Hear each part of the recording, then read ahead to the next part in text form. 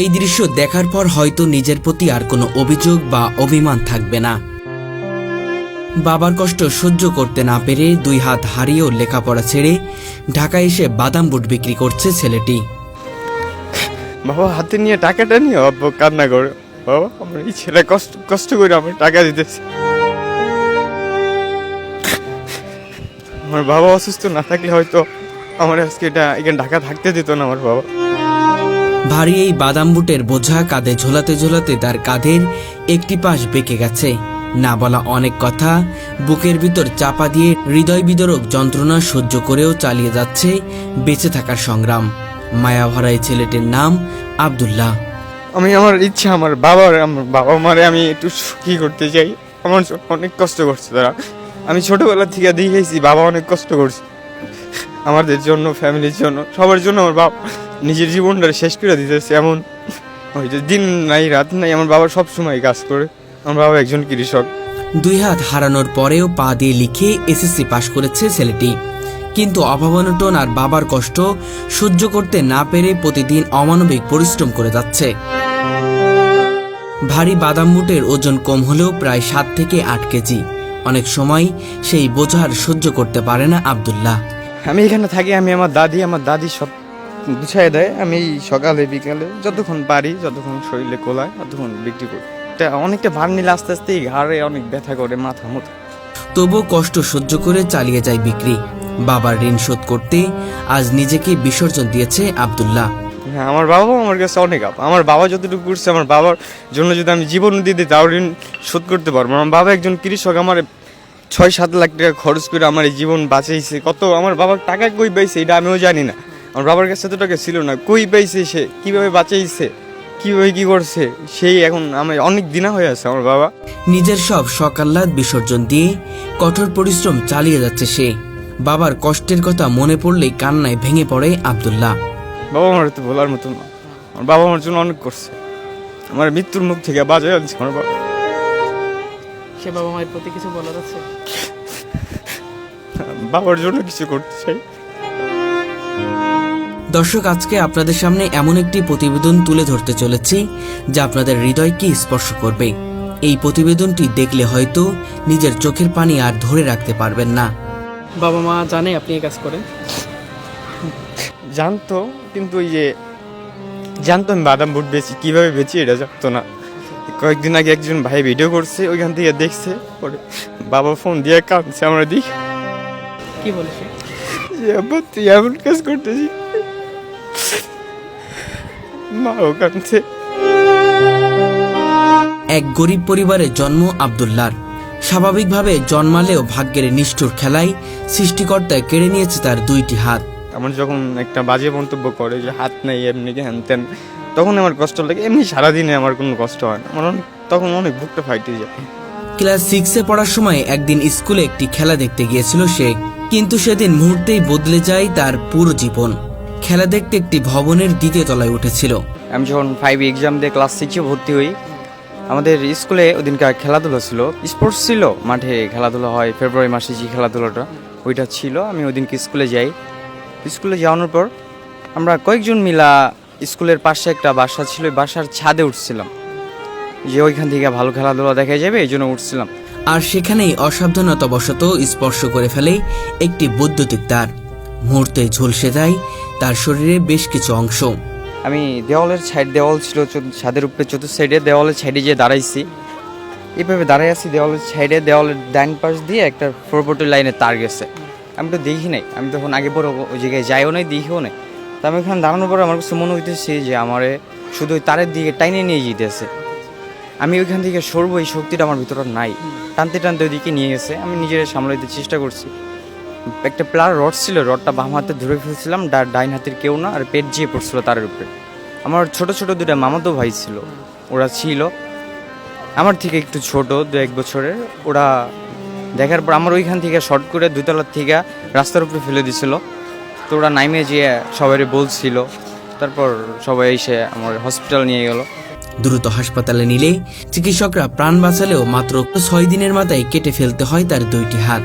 না, আমার ওই ধরার পরে আমি অজ্ঞান হয়ে গেছিলাম। ওইখান থেকে আমার ফরিদপুরে এসে জ্ঞান ফিরেছিল, এর মাঝখানে আর জ্ঞান ফিরেছিল না। আমার 2 হাত পুড়ে গেছিলো, এই বুকেও আছে, পেটে অনেকটাই পুড়ে গেছিলো, এই পাম্পায়ের রানেও আছে, এখান দিয়ে পুড়ে গেছিলো। তারপরে এই ঢাকা আসার পর চিকিৎসা হলাম, 2 হাত কেটে ফেললো, এই বুকে চামড়া কেটে আবার সেলাই দেওয়া আছে।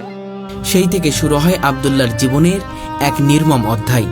আব্দুল্লাহরা 4 ভাই বোন, সবার বড় হওয়ায় সংসারের ভারটা এখন তার কাঁধেই। বড় ছেলে বলে কথা, তাই বোঝে তাকে বইতেই হচ্ছে। তবে তার একমাত্র বোন কিছুদিন আগেই মারা গেছে। আমরা ফ্যামিলিতে 7 জন। আমার বাবা কৃষি কাজ করে, আমাদের খাওয়ায়। তো আমি চাই যে বাবার জন্য কিছু করি। মা বাবা ভাই বোন, বোন ছিল, ছোট বোন মারা গেছে। আমরা 3 ভাই এখন, মা বাবা দাদু আমি, না আমি সবার বড়। সবার বড় মানে এখন সবার বড় যেহেতু সেই কারণে পরিবার হাল ধরতেছে এমন কিছু। মনে করে এমনটাই যদি বড় ভাইরা থাকতো তাহলে মনে হয় এই পরিস্থিতি আসা লাগতো না। আশা হতো। আচ্ছা আচ্ছা, এখন নিরুপায় হয়ে এখানে আসছেন এমন কিছু। এইটাই বুঝতে। আচ্ছা আচ্ছা, তার বাবা ছিলেন দিনমজুর কৃষক। সন্তানকে বাঁচাতে তিনি নিজের সর্বস্ব বিক্রি করেছিলেন। তবুও ছেলেকে 2 হাতবিহীন অবস্থায় ফিরিয়ে নিতে হয়েছিল। না, অনেক চেষ্টা করে হয়েছে। আমার বাবা একজন কৃষক, তো আমার জন্য অনেক চেষ্টা করছে, অনেক টাকা আমার জন্য আমার বাঁচিয়েছে। আমার বাবা আমার বাঁচিয়ে ফিরে আনছে। আমার বাবা অনেক ইয়া করে আমার বাঁচিয়েছে। আমার এরকম দিন গেছে, অনেক হসপিটাল থেকে অনেক মরে গেছে, এরকম সংবাদ আইছে, সবাই কান্দাকাটি করছে। তবু আল্লাহ আমার ভিতরে আমার হায়াত দিছে, এই জন্য আমি আজকে বাইচে আছি, এখানটা আপনাদের সামনে দিয়ে আসি। কিন্তু এই অবস্থাতেও হাল ছাড়েনি আব্দুল্লাহ। পা দিয়ে লিখে পরীক্ষায় অংশ নিয়ে সে এসএসসি পাশ করে। আমার অ্যাক্সিডেন্টের 1 বছর পর আমি আমার স্কুলে ভর্তি হয়ে পড়াশোনা শুরু করি। করার পর এসএসসি এক্সাম দিয়ে পাশ করে এটা ফার্স্ট ইয়ারে ভর্তি হই। পরে ফাইনাল এক্সাম আর দেওয়া হয়। পা দিয়ে লিখতাম, পা দিয়ে লিখছি এক্সাম, সব এক্সাম আমি পা দিয়ে লিখছি। স্কুলে থাকতেও আমি নিচে বিছাইয়া একটা চাদর বিছাইয়া চাদর উপরে বসে বসে পা দিয়ে লিখছি। আচ্ছা আচ্ছা। আর এসএসসি এক্সামের সময় নিচের বেঞ্চে খাতা ধুইয়া নিচের বেঞ্চে বসেই লিখছি। তবে বাবার চোখে দুঃখ আর সংসারের অভাব দেখে একসময় পড়াশোনা ছেড়ে ঢাকায় চলে আসে আব্দুল্লাহ। এসএসসি পাশ করার পর এটা ফার্স্ট ইয়ারে ভর্তি হলাম। ভর্তি হওয়ার পর কিছুটা কলেজে গেছি, কিছুদিন পরে আমি ঢাকায় আসলাম। এই যে ঢাকায় আইসা এই বাদাম বুট বিক্রি করা ধরলাম। ইন্টার ফার্স্ট ইয়ারে পড়াকালীন তার লেখাপড়ার ইতি ঘটে। ঢাকায় এসে দিনের পর দিন রাস্তায় ঘুরে কাটিয়েছে সে। কারো সাহায্য ছাড়া নিরাপদ আশ্রয় খুঁজে পাওয়া ছিল কঠিন। শেষমেশ বেছে নেয় বাদাম বুট বিক্রির পথ। আমি প্রথম যেদিনকে ঢাকায় আসার পর আমি 5 দিন পর্যন্ত এমন দিন গেছে যে পথে পথে কাইন্দে বেড়াইছি। আমি কী করব, আমি মানুষের কাছ থেকে সাহায্য নিতে পারতাম না, মানে আমার মনে টানে না। তারপর আমি বাদাম বুট নিয়ে বেরোই। তার দাদি বাদাম বুট ভেজে প্যাকেট করে দেয়, আর আব্দুল্লাহ সেগুলো নিয়ে ছুটে বেড়ায় ঢাকার বিভিন্ন মার্কেট ও পার্কে। ঢাকা ইনকাম করার উদ্দেশ্যে আসা হয়েছে। প্রতিদিন কি পুরোপুরি বিক্রি হয়? থাকে কিছুটা, কোনোদিন হয়, কোনোদিন থাকে। সব দিন তো এক না, ব্যবসা থাকে, হয় আলহামদুলিল্লাহ। প্রতিদিন সকাল থেকে রাত পর্যন্ত বাদাম বুট বিক্রি করে যা আয় করে, খাওয়া দাওয়া বাসা ভাড়া বাদ দিয়ে বাকি টাকা বাবার কাছে পাঠিয়ে দেয়। হ্যাঁ, আমি যতটুকু এনে খাওয়া খরচ বাসা ভাড়া যায় অতটুকু আমি এখানে যতটা থাকে বাবার কাছে দেওয়ার চেষ্টা করি। প্রথমে তার বাবা জানতেন না ছেলে কিভাবে উপার্জন করছে, কিন্তু একদিন একটি ভিডিওতে বাদাম বুট বিক্রি করতে দেখে ভেঙে পড়েন তিনি। সন্তানের এমন কষ্ট সহ্য না করতে পেরে হাউমাউ করে কান্নায় ভেসে যান তিনি। বাবার অবস্থাও ভালো না, বাবার মাজার হাড় ক্ষয়, ঘাড়ের হাড় ক্ষয়, পেটের সমস্যা, কাজ করতে পারে না বেশি একটা। আব্দুল্লাহর জীবনে নেই গাড়ি বাড়ির স্বপ্ন, নেই বিলাসিতা। সে শুধু একটু স্বাভাবিকভাবে বাঁচতে চায়, পরিবারের মুখে হাসি ফোটাতে চায় এবং বড় হয়ে সমাজে কিছু করতে চায়। আমি চাই আমার সবাই মিলে যেন 3 বেলা খাইতে পারি আর যেন সুখে থাকতে পারি, এই জিনিসটা আমি চাই। প্রতিদিন শত শত মানুষের সামনে উচ্চারণ করে বাদাম বুট লাগবে, বাদাম বুট। অনেকে তার মায়াভরা মুখ দেখে কিনে নেয়, আবার কেউ ফিরিয়ে দেয়, এমনকি কটূক্তি করে অপমানিত করে। কিন্তু এসব উপেক্ষা করেই এগিয়ে চলে সে। এইটাই কষ্ট আমার সব থেকে এখন, যে মানুষ যখন আমার একটা কথা বলে তখন আমার অনেক কষ্ট লাগে।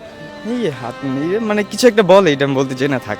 চাইলে ভিক্ষার তালা হাতে নিতে পারত আব্দুল্লাহ, কিন্তু আত্মসম্মান আর মর্যাদার কাছে মাথা নত করেনি কখনো।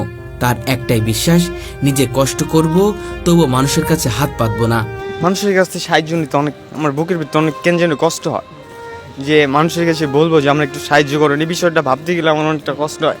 এই জন্য নিজেই পরিশ্রম করতেছি, নিজে যতটুকু হয় এতটুকু দেয় আলহামদুলিল্লাহ। দেখি আল্লাহ যদি কোনোদিন সফলতা লাগে। নিজের সব শখ আহ্লাদ বিসর্জন দিয়ে অশ্রু লুকিয়ে বাবার মুখে হাসি ফোটানোর জন্য নিরলস পরিশ্রম করে যাচ্ছে সে। আমি সকালে 10টা-11টার দিক বেরোই, 2টার দিকে যাই, যাই গোসল করে খাওয়া দাওয়া করে আবার বেরোই, 10টা-11টা বাসায় যাই। তবুও তার ভেতরে এখন স্বপ্ন বেঁচে আছে, সুযোগ হলে আবারও পড়াশোনা শুরু করতে চাই, প্রমাণ করতে চাই মানুষ ইচ্ছা করলে সবই সম্ভব। মানে আমি ছাড়তে চাই নাই, আমি আর মন চাই আবার ভর্তি হই, এখনও করলে হব, কিন্তু মানে করতে পারতেছি না। আমার লেখাপড়ার করার ইচ্ছা আছে, এটা বা মন থেকেই। আব্দুল্লাহ আমাদের সমাজের প্রকৃত সুপারহিরো, যে হাত হারিয়েও পায়ের কলমে লিখেছে জীবন সংগ্রামের এক অনন্য অধ্যায়। আমি ঢাকা আছি এক বছর ধরেই করতেছি।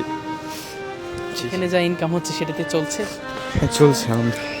তার প্রতিটি দিন প্রমাণ করে দিচ্ছে অদম্য সাহস আর ইচ্ছাশক্তি থাকলে অন্ধকারের ভেতর থেকেও আলো খুঁজে পাওয়া যায়। তো আমার দেশের বাড়ি গোপালগঞ্জ জেলা মুকসিদপুর থানা। আগে মুকসিদপুর হসপিটাল নিয়ে আসছে, ওইখান থেকে ফরিদপুর থেকে ঢাকা নিয়ে আসছিল। ঢাকা এসে চিকিৎসা হয়ে হাত কেটে ফেলান লাগছে। এটা 8 বছর আগের কথা।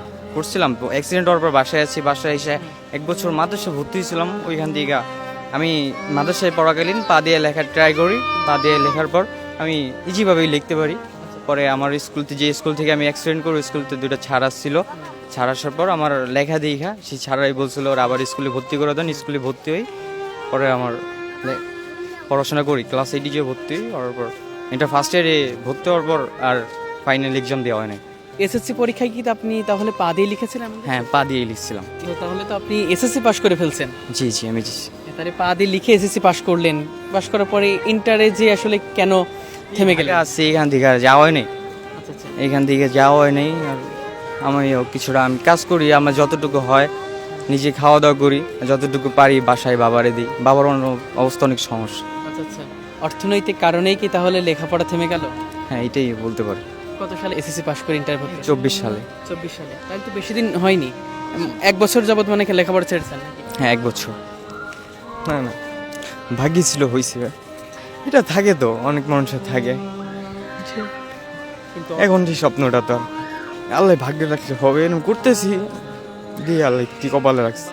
এই বাদাম বুটি আপাতত বিক্রি করি, একদম চাল ভাজা বাদাম বুটছ, তারপর সিমের বীজ অনেকটাই বিক্রি করতাম। এমনি শুধু বাদাম বুটি বিক্রি করতেছি। হ্যাঁ, লাগে আস্তে আস্তে বিচতে যখন হালকা হয় তখন একটু ভালো লাগে। আমি এটাই মানা করি যারা যেন বাবার সাথে খারাপ না করে। বাবা মা থাকতে কেউ মূল্য দিতে চান না। আমি থাকি এই যে দারুসালাম থানা, হরিরামপুর টালি কোম্পানি, ওইখানে। লেখাপড়া কি আবার চালিয়ে যাওয়ার ইচ্ছা আছে কি? অবশ্যই আছে, লেখাপড়া করার ইচ্ছা আছে।